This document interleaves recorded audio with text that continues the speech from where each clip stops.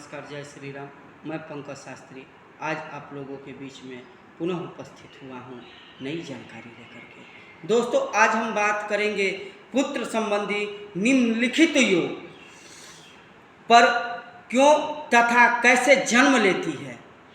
कभी कभी देखा जाता है कि पत्नी गर्भवती होती है और पति कहता है कि हम घर छोड़ देंगे, घर छोड़ करके भाग जाएंगे, नौकरी छोड़ देंगे, देह त्याग कर देंगे, देश छोड़ देंगे।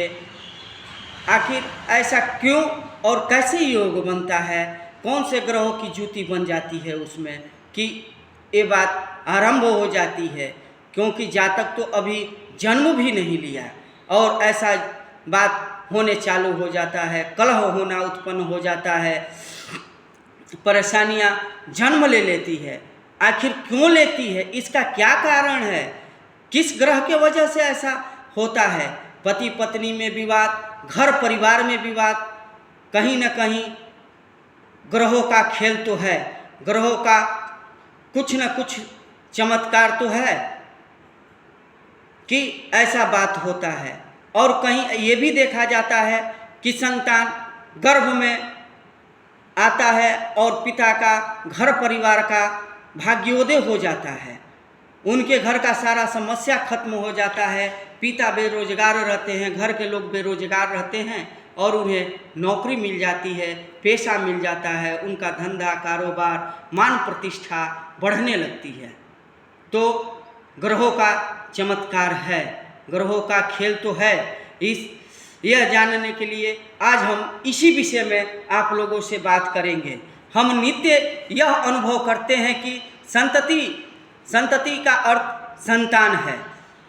संतति के जन्म के साथ साथ माँ बाप का शरीर आर्थिक मानसिक आदि सब दृष्टियों से नुकसान होता है। डरावनी दरिद्रता आ जाती है, पिताजी से उब जाता है, उसके मुख से देह या देश त्याग की भाषा निकलने लग जाती है। यह स्थिति पत्नी की गर्भ अवस्था ही से आरंभ हो जाती है। इसका क्या कारण है?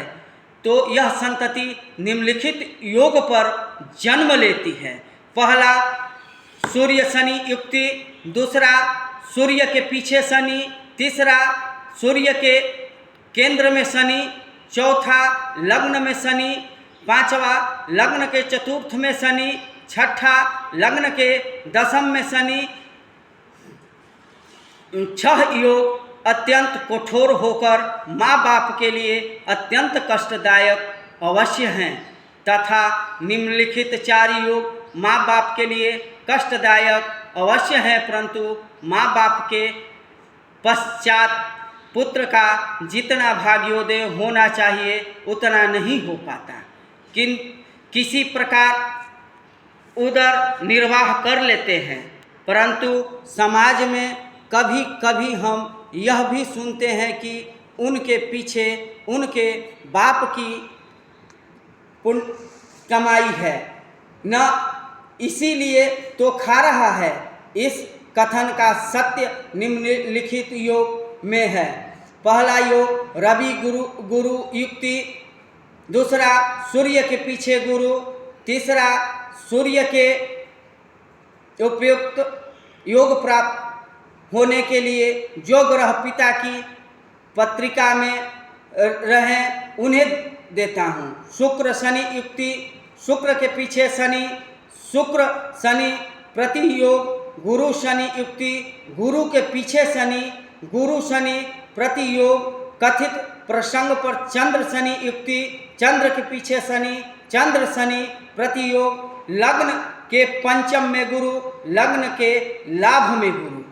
पिता के पत्रिका के उपयुक्त योग में विशेष बात ध्यान में रखनी पड़ती है, यह है कि पिता को यदि एक ही पत्नी होगी तो उसी को अत्यधिक संतति होने लग जाती है और उपनिष्ट अनिष्टकारक योग लेकर वह जन्म लेती है। और यदि 2 पत्नियां होगी तो संतति अनिष्ट योग लेकर जन्म लेती है, उल्टे भाग्योदय हो जाता है। आगामी काल इस प्रकार है कि हर युवक युवतियां परिवार में कष्ट उठाने के लिए तैयार नहीं होगी तो तलाक देकर निकल जाएगी। यदि तलाक देकर अलग हो जाए तो दोनों का भाग्योदय संभव होता है। रवि पिता का कारक है, इसीलिए पिता के पूर्व जन्म का कर्म दिखता है। पूर्व कर्म राशि को भोगने पड़ते हैं। रवि शरीर का कारक है, शनि स्वयं कारक होकर दूसरे ग्रहों के अधिकार में जो व्यक्ति होंगे उसे भाग्य बिगाड़ता है। इसीलिए शनि को दुष्ट भाग्य कारक माना गया है। इस प्रकार पिता को कष्टदायक योग लेकर बच्चे क्यों जन्म लेते हैं, इसी का विचार यहाँ अभिप्रेत है। जिस समय इस बालक का गर्भ रह जाता है तब उसके पिता की मन स्थिति बिगड़ जाती है। पिता किसी न किसी संकट से ग्रस्त रहता है। ऐसे समय पर पति पत्नी का झगड़ा नित्य 24 घंटे रात दिन चलता है ही रहता है। इसी से यह त्रस्त बना रहता है। इससे उसके मन में यही विचार आने लग जाता है कि मैं तो इस जीवन से उब गया, इस पारिवारिक कष्ट की अपेक्षा क्या ही अच्छा हो कि मैं कहीं अपना मुंह काला करूं, अन्यथा आत्महत्या का भी मार्ग क्यों न अपनाऊं, जिससे इन यातनाओं से मुक्ति मिल जाए। सहा भी कितना जाए, कहाँ तक सहूं। ऐसे समय पर उसने हृदय में निराशमय अभाव वैराग्य निर्माण हो जाता है।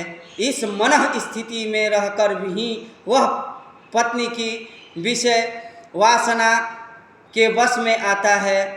इस स्थिति में जो गर्भ धारण हो जाती है वह चाहे बेटा हो या बेटी रवि शनि के योग पर जन्म लेती है। बेटा हो तो जब तक पिताजी जीवित रहते हैं कि शनि की युक्ति के जो फल प्रारंभ में दिए हैं वे ही शब्द अत्यंत कठोर रीति से बेटे के मुंह से बाहर निकलते हैं। जो बाप बोला करता था बेटी हो जाए तो आगे चलकर बेटी का परिवार ठीक रीति से कभी नहीं चलता, यह भी परिवार से उब जाती है। उसके मुख से भी वही कठोर शब्द रीति से बाहर निकल कर आते हैं जो उसके पिताजी निकाला करते थे। इसीलिए दुनिया में यही पाया गया है कि जहाँ पति पत्नी कुत्ते के समान झगड़ते रहते हैं उन्हीं की संतति भाग्यशाली बन जाती है। जैसे छत्रपति शिवाजी, नेपोलियन बोनापार्ट, महाराणा प्रताप आदि जो पति पत्नी अति प्रेम से रहते हैं उनके बाल बच्चे अधिक भाग्यवान नहीं निकलते, किसी प्रकार उदर निर्वाह कर जी लेते हैं।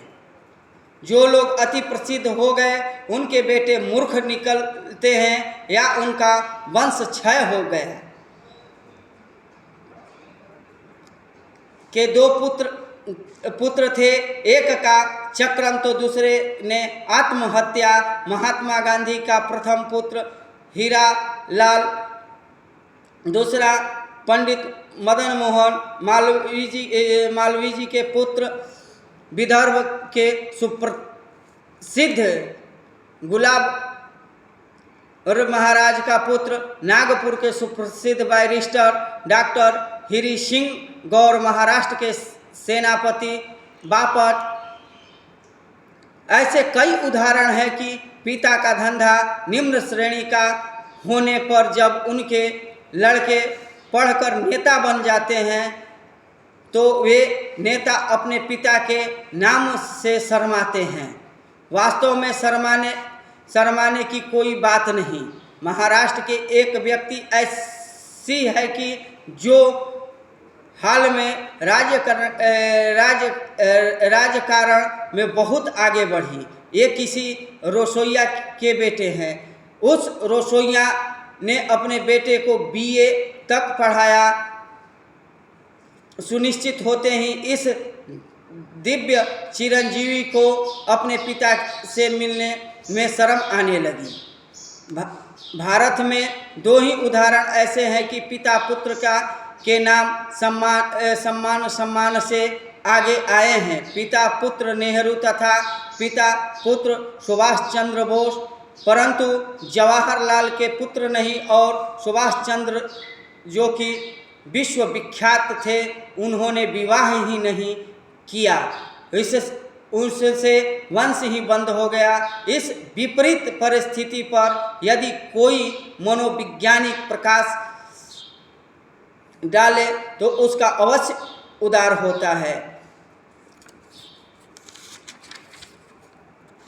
इसीलिए जैसी विपरीत संतति जन्म लेती है, जिसकी पत्रिका में रवि शनि युक्ति, रवि गुरु युक्ति, चंद्र गुरु युक्ति, गुरु शनि युक्ति, राहु गुरु युक्ति होकर यदि नाम वारी प्राप्त करते रह रहे हो तो आगे की वसंता सुख जाती है, वंश क्षय हो जाता है।